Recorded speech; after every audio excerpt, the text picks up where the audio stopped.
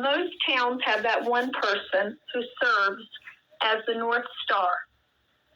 In our neck of the woods, that was my great-aunt Flossie.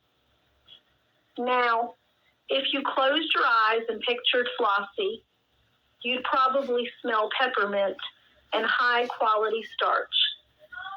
She was the kind of woman who didn't just attend church. She was practically woven into the upholstery of the front pew. She was a pillar, sturdy, dependable, and always perfectly coiffed.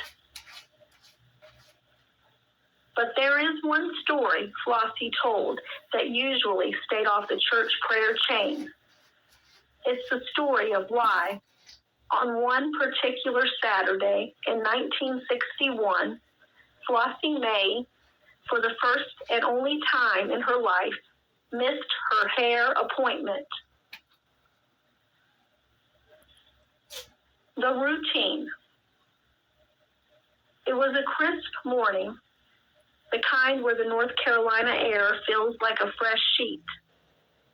Flossie was in her element.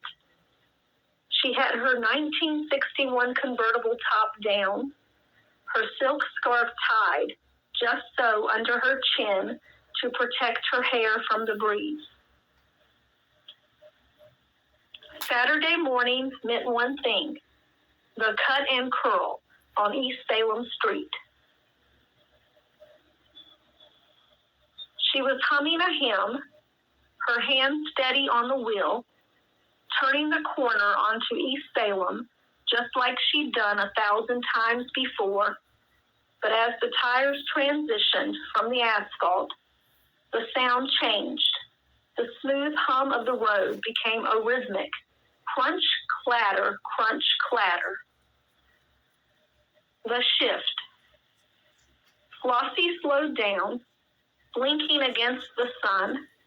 The pavement was gone. In its place was a hard-packed dirt road, deeply rutted by wagon wheels.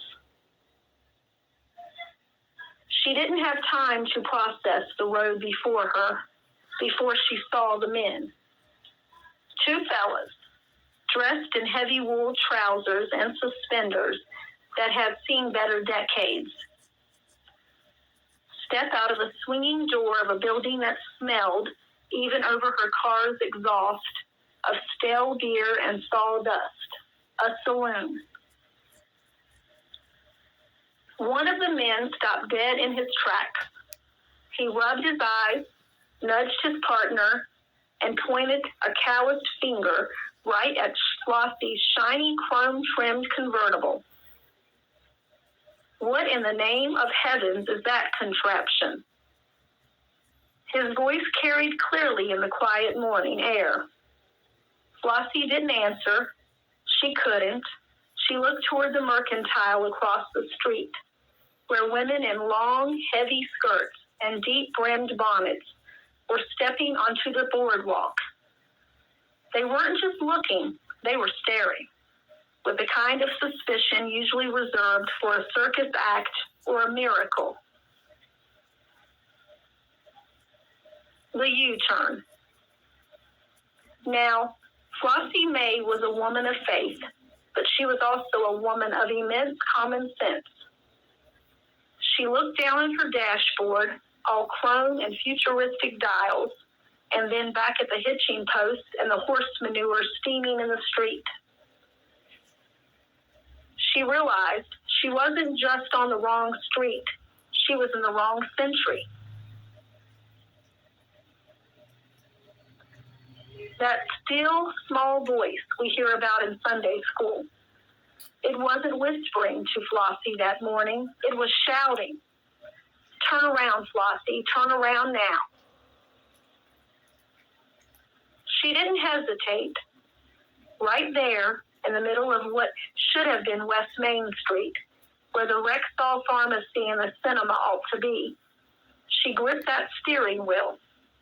She swung that big American convertible into a wide, dusty U-turn, kicking up a cloud of 19th century red clay that coated her bumper. The return. She drove like the wind was at her back, her heart hammering against her ribs like a trapped bird. She kept her eyes locked straight ahead until she reached the corner of Calhoun and Academy Street. She held her breath as she made the turn. Clunk. The tires hit the asphalt. The sound of a distant lawnmower replaced the silence of the 1800s. She saw a modern Ford station wagon pass by her, the driver giving her a polite wave. Flossie May pulled into her own driveway, parked the car, and sat there for a long, long time. Her hands were shaking too hard to even take off her scarf. When her friends asked her on Sunday morning why her hair wasn't rolled and set in its usual perfect wave, Flossie just smiled a mysterious little smile. She told them she had a slight change of plans. She never did find that dirt road again, but for the rest of her life, whenever Flossie May turned down East Salem Street, she gripped the wheel just a little bit tighter, half expecting to see those two men standing outside the saloon, wondering where on earth that shiny silver contraption had gone. I guess some Saturdays the spirit moves you, and other Saturdays it just tells you to get the heck out of 1861.